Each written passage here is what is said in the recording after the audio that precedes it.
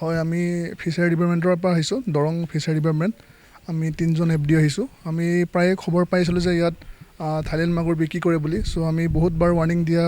হৈছিলে কিন্তু আমি আজি আহি এটা ড্ৰাইভ কৰিলোঁ ড্ৰাইভত আমাৰ লগত ধোলাৰ পুলিচ ষ্টেচনৰ যি পুলিচ আছিলে তেওঁলোকে আমাক সহযোগ কৰিছে আৰু CDC দলগাঁৱৰ আমাৰ এছিষ্টেণ্ট কমিশ্যনাৰ ছাৰ আহিছিলে তেওঁ সহযোগত আমি গোটেই ৰেডটো কৰিছিলোঁ আৰু প্ৰায় আমি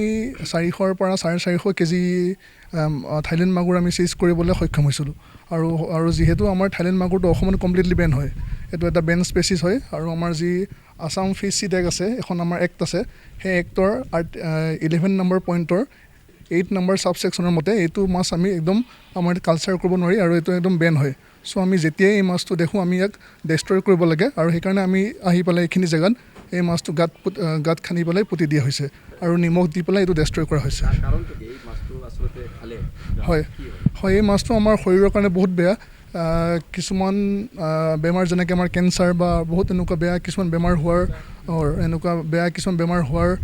আমি দেখা পোৱা গৈছে আৰু আমাৰ ইক'চিষ্টেমৰ কাৰণে বহুত বেয়া হয় আমাৰ সকলো মাছ মানে খাই শেষ কৰি দিয়ে এই মাছটোৱে আৰু যদি এইটো আমি নদী বা বিল এনেকুৱা যদি জলাশয়ত থাকেই মাছটো গোটেই ইয়াৰ পৰিৱেশ মানে বিনিষ্ট কৰি দিয়ে যি সৰু মাছ থাকে সেইখিনি খাই গোটেই আমাৰ থলুৱা মাছখিনি শেষ কৰি দিয়ে হয় হয় আমি তেওঁলোকক আপোনালোকৰ চেনেলৰ যোগেদি আমি তেওঁলোকক আহ্বান জনাইছোঁ যাতে তেওঁলোকে এই মাছটো কালচাৰ নকৰে বা তেওঁলোকে যাতে বজাৰত মানে আৰু যিমান পাৰি তেওঁলোক যাতে সজাগতা যাতে সৃষ্টি কৰে কাৰণ এই মাছটো আমাৰ ইক'চিষ্টেম বা আমাৰ স্বাস্থ্যৰ কাৰণে খুবেই বেয়া হয় আৰু আমি আমাৰ ডিপাৰ্টমেণ্টৰ ফালৰ পৰা প্ৰচেষ্টা কৰিছোঁ যাতে আমি এই মাছটো যিমান পাৰি চিজ কৰিবলৈ যাতে ধ্বংস কৰিব আমি চেষ্টা কৰি আছোঁ হয় আমি তেওঁলোকৰ লগত সোধ-পোছ কৰিছোঁ আৰু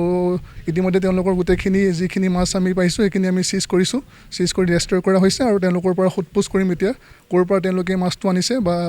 ক'ত তেওঁলোকে এইবিলাক কালচাৰ কৰিছে চ' গোটেইখিনি সোধ-পোছ তেওঁলোকৰ পৰা কৰা হৈছে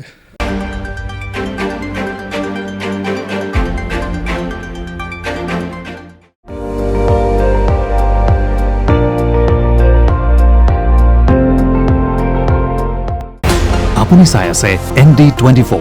সৰ্বশ্ৰেষ্ঠ নহয় সৰ্বোত্তমৰ দৌৰ